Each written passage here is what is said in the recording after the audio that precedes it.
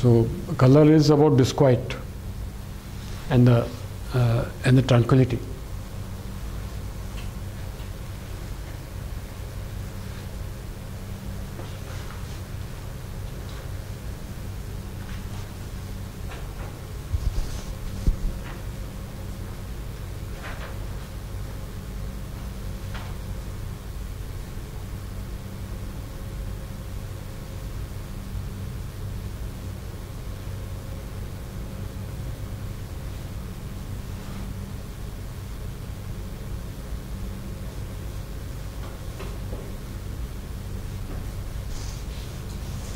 So yesterday you were also saying color is a kind of cover on activity. Yeah.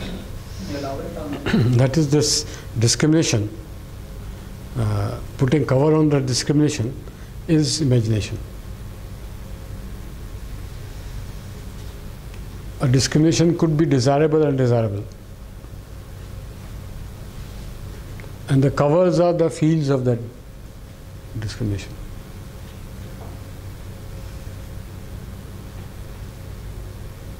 You may imagine, okay, I'll ask this.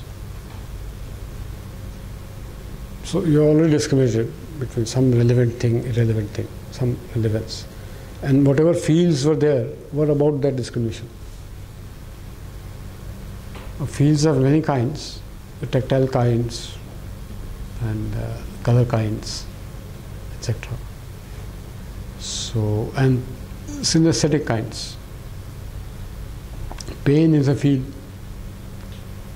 Pain is not caught from sense organs. It's a synesthetic field. So fields are very many. Fields of imagination are very many. But if you're talking of visualization, then there is a field. So if we consider discrimination to be like a boundary, when we are putting a cover, we are giving an entity to that? Yes. We are bathing that boundary in qualia, in a substance of field. That discrimination, that vacuity, we are bathing that in the qualia. Qualia is a substance of field. Without this, we cannot grasp that boundary. We need some place. No, boundary cannot last itself without it having a. So we conceive a relational context of that boundary, which is a field, and then this field can have desire and desire. It field may have do, withdraw, do something or withdraw something. It field may have all this kind of thing. Kalpana will have sankalp. Sankalp is is a collective, all possibilities. Kalp is all reality. What is possible in real is possibility is kalp. So kalpana is all this imagination, desires, etc., bubbles and such things. And sankalp is to do something. Out of when you are doing kalpana, you may get sankalp, which is to make art, to create art. So, for that matter, that vacuum space can be covered, not just with color and anything else. Yes, fields. The substance of quality, qualia, mind. All kind of things are there. Pain is a field. And we may shade colors with it, but we may not. Or can it be not only fields but also concepts? It can be concepts. Yeah. Among fields are found concepts. Concepts are stable vacuities, which are found in perceptions. They are vacuities, not entities. What are the entities that they are boundary of? When the determinate concepts are there, the indeterminate concepts and determinate concepts. Indeterminate boundaries and determinate boundaries. Determinate boundaries are there where relational context is present. Indeterminate ones are those where relational context is indeterminate, not present. Fields are the present ones.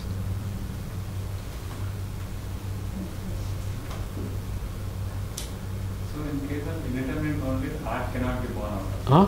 In indeterminate boundaries, Ah. art cannot be born out of it. No, art is born still, but it has a different body, because once your imagination has a body of qualia, of this mental substance, it has a body of imagination, has that body, but a work of art doesn't have that body. Work of art has physical body, like painting or dancing. So that physical body may enclose mental body when somebody sees it, like a painting. One sees it. So those are mental, those then they create imagination in you, and you get a visual cognition of painting. But then that in this qualia, not only fields are there exist some empty things also. Emptinesses, which are concepts. Concepts are that end of qualia where there is no field. Concepts can't be felt.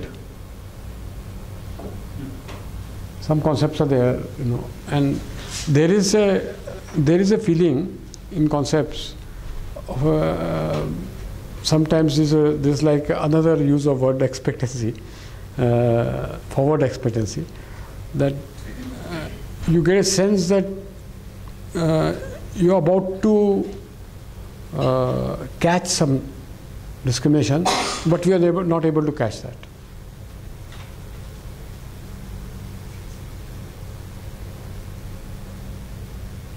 I mean, this kind of feeling many people, all of you would have got, that you're about to grip something, but the thing slips away.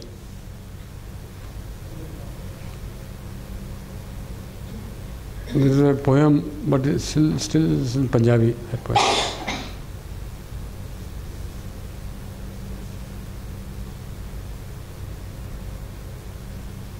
कई बार नेड़े ही कुछ चलक पैंदा है, something very near, नेड़े मतलब very near and dark, same term in Punjabi for very dark and very near, नेड़े. Chalak मतलब some, you can see a little bit of a glimpse.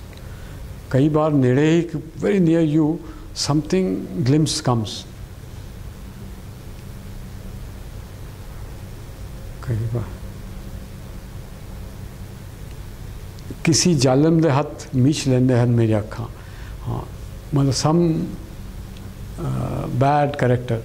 As soon as that happens, just closes my eyes. I'm unable to get to that. किसी जालम दे हथ मीच लेंदे हन मेरी अखां, एक बार फिर मैं शाह नेड़े टोन लग जांदा है. And again in pitch darkness, Shah नेड़े टोन लग जाना. I mean, begin searching for it again, near you. एक बार फिर मैं शाह नेड़े टोन लग जाता है. खुशी दे सपनियां तो जाग के फिर रोन लग जाता है. Everything was fine, all of a sudden suddenly,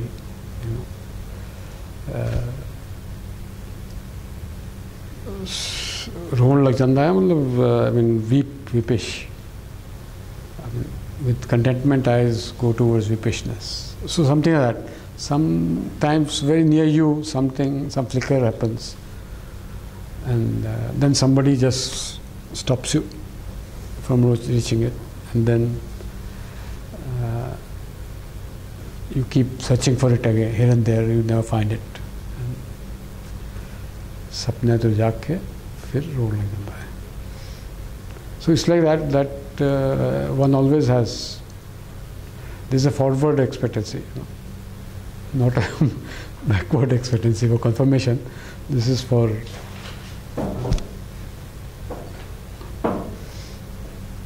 the nomenclature of colors. Will they be working on the concepts? Or yes. they will be the concepts? No. One has to make a distinction between sign and signify. Meanings, colors have meanings and colors have signs. Signs are those whose currency creates significance. If those signs are passed around, they are exchanged, then the significance is exchanged. It's like note, no? So signs are like the currency. So sign, signifier, type, token, these are philosophical distinctions done between. Sign signifier is the word we use and the meaning it creates. Now, word is seen as atomic, because a word, so portion of word doesn't mean something. Word means, in Sanskrit it means because there's a root and affixes, but portion of root doesn't mean anything. The meaning ends there. Wherever meaning ends, they become, meaning is complete. That carrier or that body is called sign, which completes significance. So if you have a road sign somewhere, danger mark, so that sign has a significance of danger. It's a complete thing. In color, can you say there's a minimum color which will give the meaning of that? It doesn't. So you say red. Red doesn't mean what you really mean by choosing that tone or something like that. You had your own way of trying to reason with that. You don't, meanings are not there.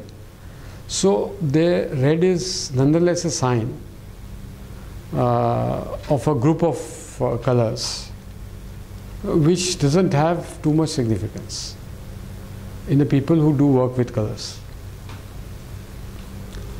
So red is a word given which is like, okay, it gives, these are the things. It's a sign. But it's not important for in terms of color theory. Color theory, some other concepts are important, not this. So only in communicating it is important.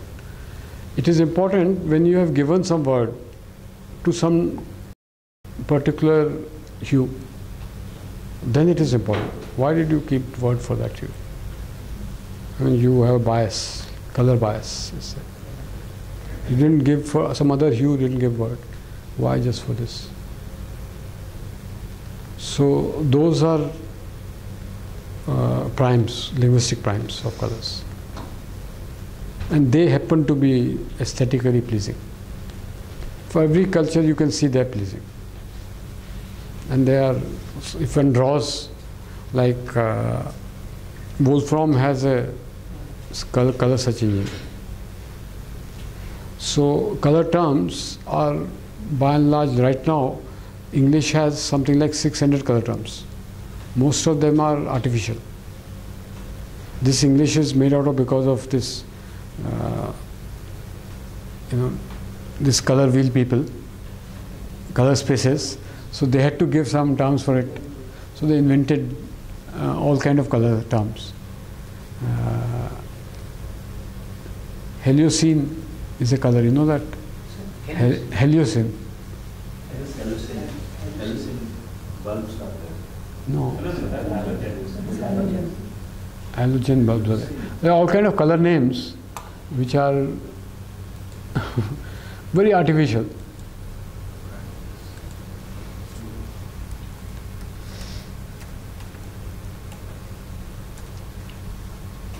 I mean, in English right now, some of them are okay, known names, but for industry, it requires so many names. So one of the name is the code. But, so the hexadecimal codes are there for this. So you use them, but they are not satisfactory. You need aesthetic names which have color. This every 550 has a name. Azure, Begi, Basque, I mean, these are absurd names. They're just given something, picked up from here and there. So these are like 512 names. And nobody can make out anything out of them, what they mean. These are HTML standard colors. This is what you see on. But the new age table will have more, and then they will give up this idea of naming the colors.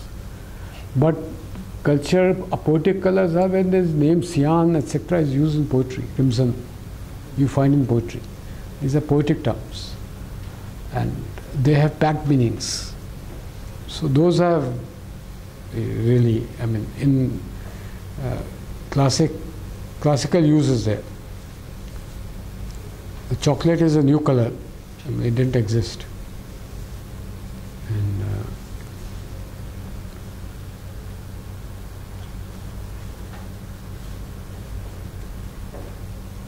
like sometimes they don't have names, so they say dark grey twice. So the difference A and E is also different. G-R-A-Y, G-R-E-Y. Ah, yeah. Okay. Dark grey. Ah, yeah. So things are that. But the codes are same here. Those whatever. I mean, they have given names like this. So names, honeydew, and I mean light grey. You keep saying something. So they have. They give that just in case someone searches, they can use any of these spellings. Yeah. So Munsal names, Munsal codes are industry standard now. So if you advertiser, you have made some advertisement, and the printer says what color is this, you have to give a Munsal code for that color. So that is industry standard now. A Munsal code was made in 1890s or 1901 and things like that. So they also changed. The survey we conducted was with the 512 Munsal codes.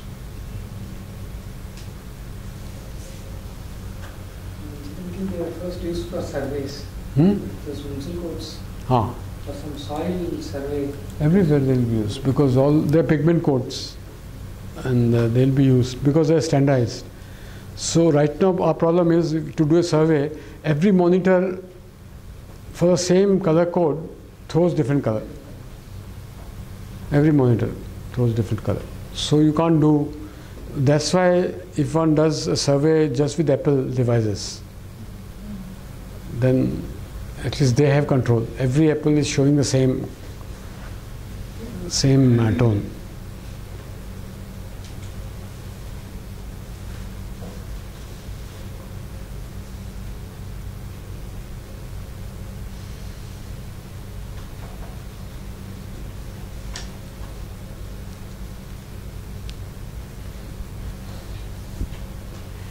Okay then. We can call it closed.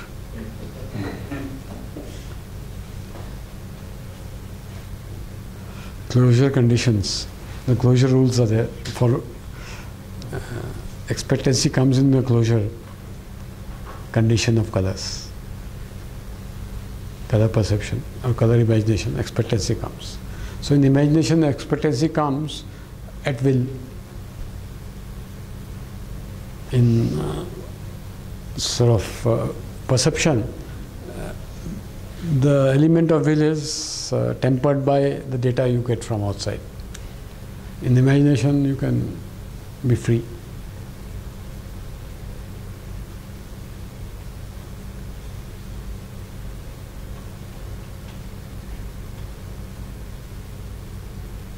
So just one last thought.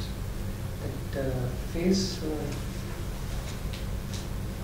holder you were saying about is the color face holder, the color and space and time. The space is delimited with what? No, like on the TV, the beam moves from. If you look from here back, then beam moves like this. The array is space. That is space. So the pixel which is in that corner and the pixel in this corner are different. When the movie is playing, the pixel in that corner is changing color. So the pixel patch, any patch has a spatial relation in a still, has temporal relation in movie. So the temporal relation is the contour which is giving you flows, and whereas that is giving you curvatures.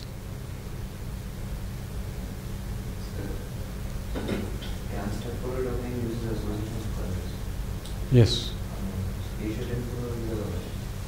Spatial temporal is physical, where things can translate in space, no? Black and white. Has black and white. I missed what the near temporal. Huh? I missed what the near temporal. Mere temporal is our experience. Hue, it gives hue. He was asking those mappings you made.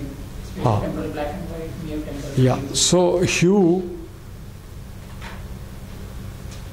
along with other properties like tonality and tinge, etc., all is experienced as feeling in mere temporal.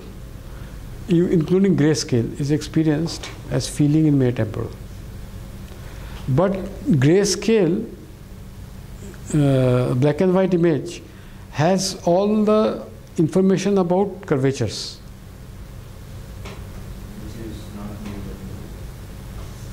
No, in mere temporal also information of curvatures there. Black and white remain in mere temporal. It's not that they disappear. But the curvature information is possible in grayscale image. You can construct, if you have to make 3D from movie camera. So even if it's a black and white camera, you will be able to do similar computation and make it. You need not have color camera for that. Face recognition you can do. Color camera is little easier because certain long computation will cut short with color recognition, you know. But it will be lesser burden on computer. But you can still do. In grayscale conserves all curvature information. It doesn't conserve what is called the completion of that image. That it has no clue. That is something which is done by colors, by hues, saturations, values, etc. out of that. So, and these colors are put by some kind of expectancy. It's like what you do in a camera. In a camera, you have piezoelectric crystal array. So each of them sends some signal. Each of these sensors sends some signal. You interpret, look at the signal, whatever units they are, and then associate that with some color. Those are the expectancy colors. You expect this place to have that color. You just put them there. You paint those signals. Electrical signals, you paint them. Because that light has produces certain pressure depression there, and which has been turned into electricity, and which has been now colored for projection. So we are coloring that. So it's something like that which is happening there also. We are coloring. Yeah. So, but in terms of colors, maybe we can say that what you got, what the camera got there, was apart from this sort of sufficient information which can color it, it had also black and white information, luminescence information. And just by looking at this luminescence information, I can computationally find out contours and curvatures. Possible, huh? There's one AI problem. One can find out.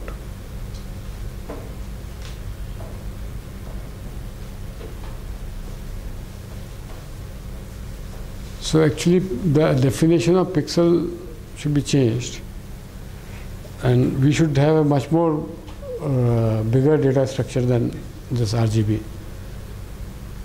We should take it as a patch, and at least we should have these 8 directions. Consider pixel as a surface. which you do. I mean, when you're computing, you consider pixel as a for post processing level. You